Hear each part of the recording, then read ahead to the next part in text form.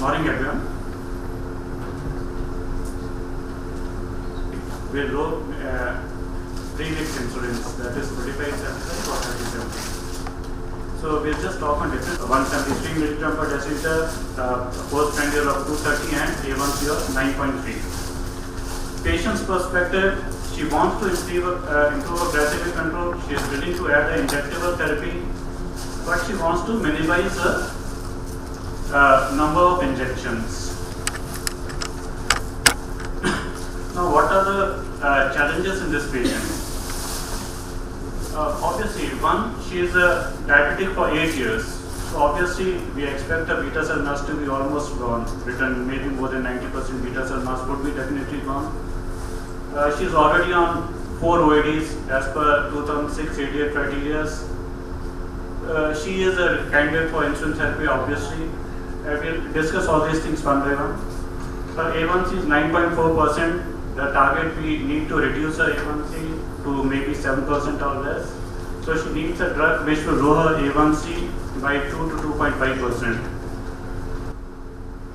The options are, like I said, add a basal insulin.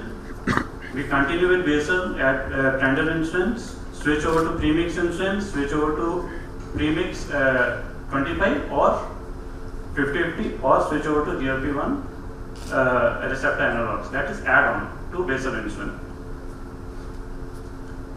Now, the study by Tinhorn et al. Was done in 2014 to compare directly between premix 25 versus basal bolus insulins. Now, this study was to compare the efficacy and safety of insulins, premix versus basal bolus, in patients with type 2 with inadequate glycemic control. The primary objective was to see the change in A1C level after 24 weeks. Secondary measure was to see the change in A1C levels from baseline at 12 weeks, to see the proportion of patients who achieve glycemic target A1C of 7% or 6.5%. Change in the fasting plasma glucose concentration, see the 7-point SMBG profile, the self-monitoring blood glucose profile, and glycemic variabilities. Total daily dose of insulin and change in the body weight, and hypoglycemia incidence and the rates. Baseline patient characteristics in the target intention to treat patient population was almost similar. In these patients, the A1C changed from the baseline to endpoint. If you see, there was statistically significant reduction in the A1C in the premix group compared to the glargine group. And if you see the mean 7-point SMBG, in the premix versus glargine group SMBG in the target to treat population, again, there was a significant difference. The p-value was less than 0.01, going in favor of premix insulins. There was no significant difference in weight gain in both the groups.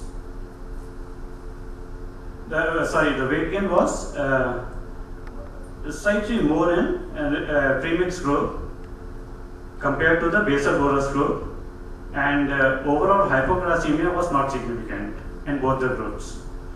So the key findings were in this group was that the non-inferiority and then the superiority of premix insulin versus basal bolus was shown for change in the A1C at the end of 24 weeks. The mean glucose, glycemic variability, and hypoglycemia episodes were per patient year were not significant.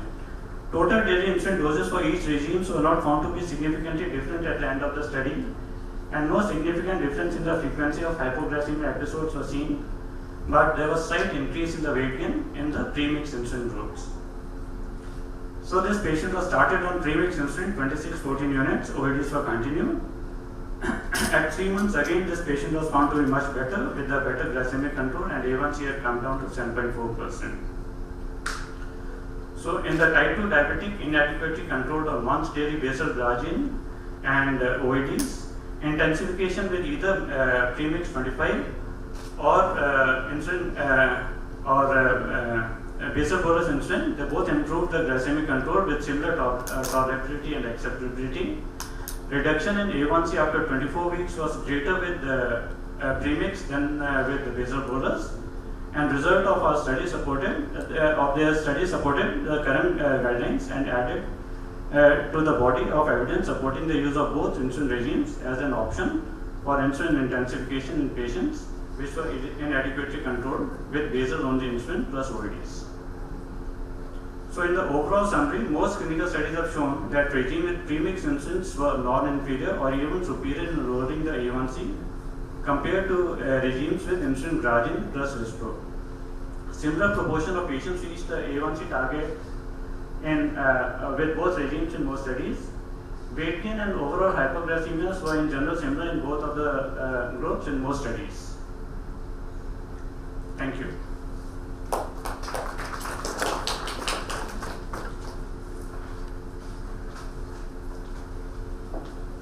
Take the questions if there are some.